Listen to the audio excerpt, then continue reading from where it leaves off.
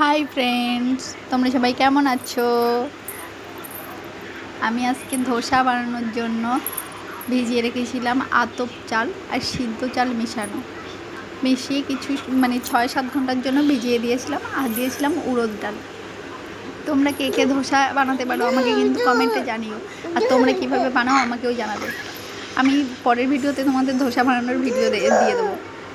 দেখো, আমি ভিজিয়ে দিয়েছি উড়দ ডাল, আর এটাকে অনেকে বিউলির ডালও বলে থাকে।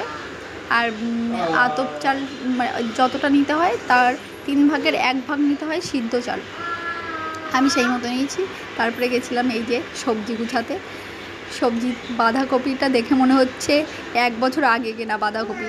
এটা আমি মোমো বানানোর জন্য কিনেছিলাম, কিন্তু হাফ খেয়ে আর হাফ এখনও আছে, কিন্তু মোমো বানানোর সময় হয়নি। কুমড়োটা সব খেয়ে এইটুকুই বেশি হয়েছে, তাই এইটুকুই রাখা। ওলটাও কেনা কতদিন আগে তার কোনো ঠিক নেই, কিন্তু খাওয়া হয় না। ওলকপিগুলো আনা আগের দিন বাজার থেকে, তাই সব গুছিয়ে রাখছিলাম। তারপরে গুছানো হয়ে গেলে ভাবিয়া করিও কাজ, করিয়া ভাবিও না।